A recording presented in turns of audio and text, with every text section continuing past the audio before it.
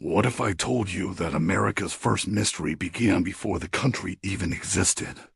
Picture this. An entire colony of 115 people vanishes without explanation, leaving behind only cryptic clues and centuries of unanswered questions. This isn't fiction, this is the true story of the Roanoke Colony, and it's about to change everything you thought you knew about American history. The year was 1584, and Queen Elizabeth I had a problem. Spain was dominating the New World, claiming vast territories and shipping gold back to Europe by the ton. England needed its own foothold in America, and fast. Enter Sir Walter Raleigh, explorer, courtier, and eternal optimist. Raleigh had big dreams. Establish an English colony in the New World. Create a base to attack Spanish treasure ships, and maybe, just maybe, find some gold of their own. Raleigh sent out scouting expeditions that returned with glowing reports. The natives were friendly, they said. The land was fertile. Fish practically jumped into their nets, and the soil was rich beyond imagination.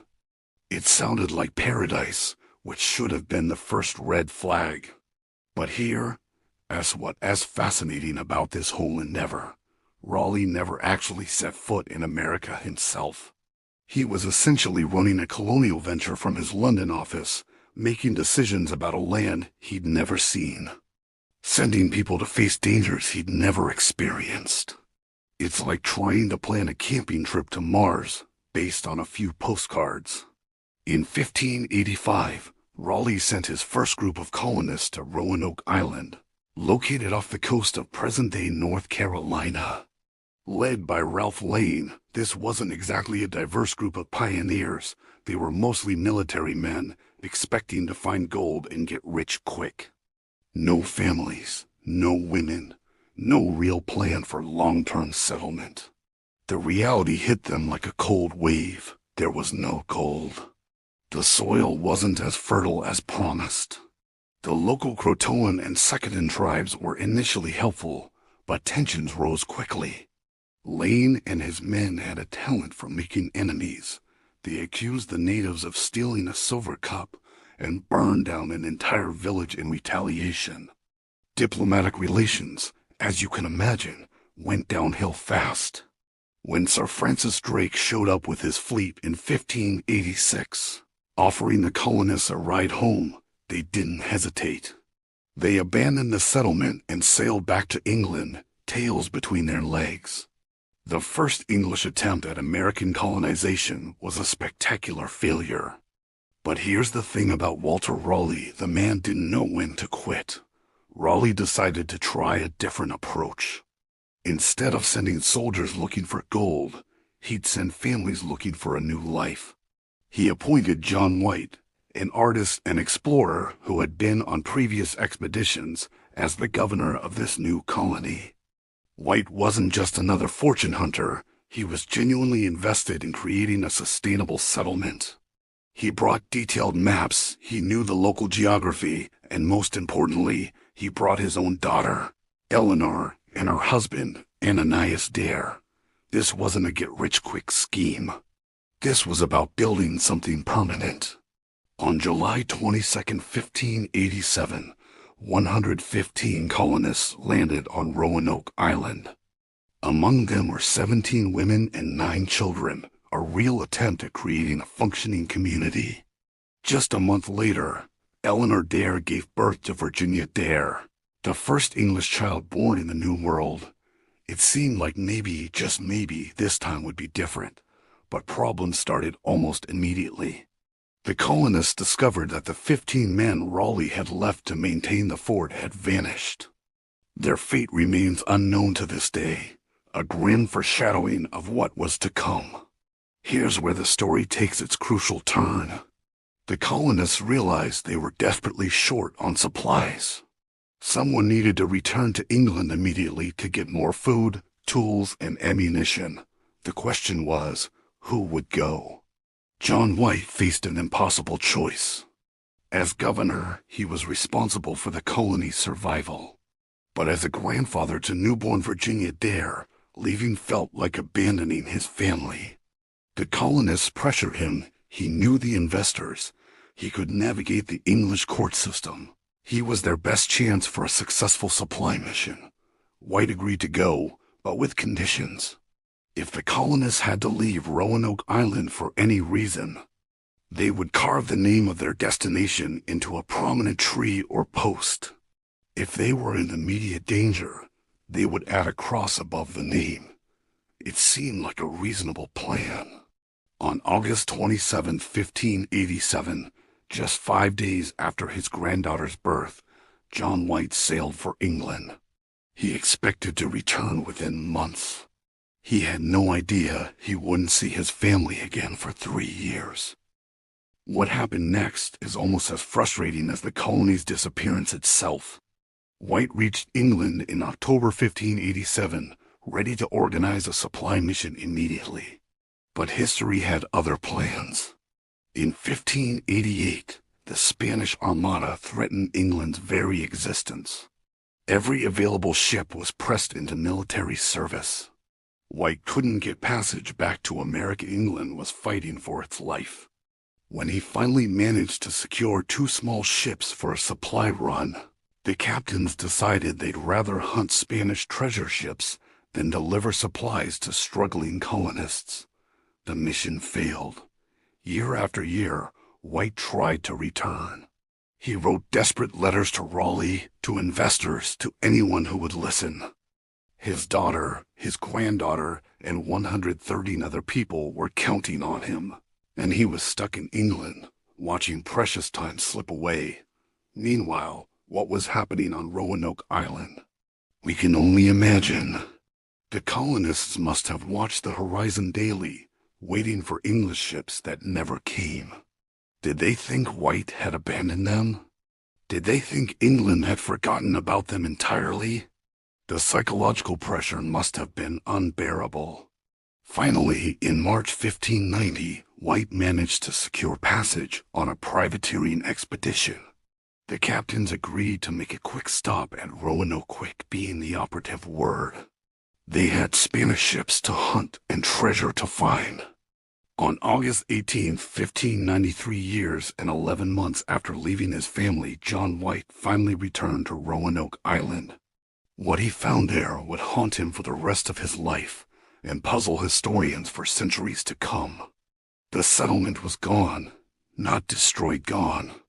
The houses had been carefully dismantled, the wood presumably taken elsewhere. The colonists' belongings were nowhere to be found. There were no signs of struggle, no bodies, no graves, no indication of violence or disease. But there were clues. Carved into the trunk of a large tree were the letters Crow. On a post at the entrance to the fort, someone had carved the word Croatoan, the name of a nearby island where friendly natives lived. Crucially, there was no cross carved above either message, suggesting the colonists hadn't left under immediate threat.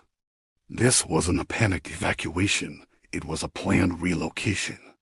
White was desperate to investigate Croatoan Island immediately, but the ship's captains had other priorities. A storm was brewing, and they were worried about their anchors. In one of history's most frustrating moments, they decided to abandon the search and head back out to sea. White never returned to America.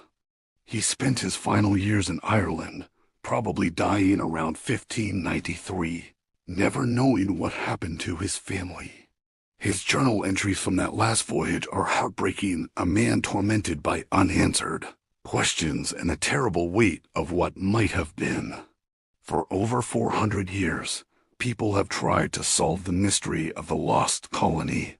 The theories range from plausible to outlandish, and new evidence continues to emerge. The most straightforward theory is that the colonists simply moved to Croatoan Island, as the carving suggested. Archaeological excavations on modern-day Hatteras Island have found artifacts that could be from the lost colony European pottery mixed with native materials, suggesting cultural integration. Another possibility is that the colonists tried to reach the Chesapeake Bay, their original intended destination. Maps from the time show that White had marked locations inland where he believed small groups of colonists might have settled. Recent archaeological work has found intriguing evidence of European presence in areas where colonists might have traveled. Some historians believe the colonists were killed by Spanish forces. Spain was actively trying to eliminate English colonial efforts, and there are records of Spanish expeditions searching for the Roanoke colonists. However, no definitive evidence of Spanish involvement has ever been found. More dramatic theories suggest the colonists were killed by hostile native tribes, though this seems unlikely given the lack of battle evidence and the fact that relations with some local tribes remained good. Then there are the fringe theories: alien abduction, time travel, supernatural intervention. While entertaining, these explanations say more about our fascination with mystery than they do about historical reality. Modern archaeology has provided tantalizing clues, but no definitive answers. Excavations on Hatteras Island have uncovered a mix of European and Native American artifacts dating to the late 16th century. Pieces of copper, iron, and English pottery have been found alongside traditional native tools and ornaments. In mainland North Carolina, archaeologists have discovered what might be evidence of small groups of colonists living among native populations. European-style artifacts have been found at sites that match locations marked on John White's maps. But here's the challenge with archaeological evidence. It can tell us that Europeans were in these places during the right time period, but it can't definitively prove these were the lost colonists. Other English expeditions visited the area, traders passed through, and artifacts can move far from their original owners. Perhaps the most intriguing modern investigation involves DNA veterans. Some Native American families in the region have oral traditions claiming descent from the lost colonists. Genetic studies have found European DNA markers in some of these populations, but determining when this mixture occurred is incredibly difficult. The problem is that Europeans continued to visit and sometimes settle in the region for decades after the lost colony disappeared. Distinguishing between DNA from the original colonists versus later European contact is nearly impossible with current technology. The lost colony has become more than a historical mystery. It's become a foundational American myth. Virginia Dare, the first English child born in the New World, has been transformed into a symbol of American origins, despite the fact that we know virtually nothing about her life beyond her birth. The story has inspired countless books, plays, and movies. It represents something profound about the American experience: the courage to venture into the unknown, the risks of starting over, and the thin line between success and disaster that defined early colonial life. But the lost colony also raises uncomfortable questions about how we remember history. The focus on the English colonists often overshadows the experiences of the Native Americans who were already living in the region. The Croatoan and Secondon peoples had their own complex societies, their own histories, their own perspectives on these events. After examining all the evidence, what's the most likely explanation for the lost colony's disappearance? The truth is probably less dramatic than our imagination suggests. The colonists most likely realized that their situation on Roanoke Island was unsustainable. The island was vulnerable to storms. The soil wasn't ideal for agriculture, and they were isolated from potential allies. When it became clear that supply ships weren't coming, they made a rational decision to relocate. Some probably went to Croatoan Island, where they had allies among the native population. Others might have tried to reach the Chesapeake Bay or integrated with mainland tribes. Over time, these small groups would have been absorbed into existing native communities, their English identity gradually fading. Virginia Dare and the other children would have grown up as members of native tribes, perhaps retaining some knowledge of their origins, but primarily identifying with their adoptive communities. The adults would have contributed their skills, metalworking, literacy, European agricultural techniques, while adapting to new ways of life. This explanation isn't as dramatic as alien abduction or Spanish massacres, but it's consistent with the evidence and reflects the reality of colonial life.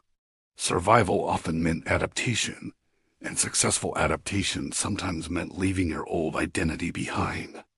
The reason the lost colony continues to fascinate us isn't really about what happened to 115 people in 1587. It asks about what their story represents in the American imagination. They were ordinary people attempting something extraordinary, leaving behind everything they knew to build a new life in an unknown land. Their disappearance reminds us that history is fragile, that entire communities can vanish, leaving only the faintest traces. In our modern world of constant communication and digital records, it's almost impossible to imagine how a group of people could simply disappear. But in 1587, it was all too easy. The lost colony also represents the price of exploration and expansion. Every successful settlement was built on the graves of failed attempts. For every Jamestown or Plymouth, there were numerous Roanoke communities that didn't make it. People whose names we've forgotten, stories that disappeared with their tellers. Perhaps that's why we keep searching for answers about the lost colony. In trying to solve their mystery, we're really trying to understand our own origins as a nation. We want to know what happened to Virginia Dare, because she represents all the unnamed, unknown people who took risks to build something new. The truth is, we may never know exactly what happened to the lost colonists. But in a way, that's fitting. America was built by people willing to step into the unknown, to disappear from one world in order to create another. The lost colony isn't just a mystery, it's a metaphor for the American experience itself. The next time you think about American origins, remember the lost colony. Remember that our history began not with triumph, but with mystery. And maybe, just maybe, that's exactly as it should be. After all, the most important journeys often lead us to places we never expected to go. The Roanoke Colony remains America's greatest unsolved mystery, a reminder that even in our age of satellites and DNA analysis, some secrets remain buried in the past. And perhaps some mysteries are more powerful unsolved than they would ever be if we finally found all the answers.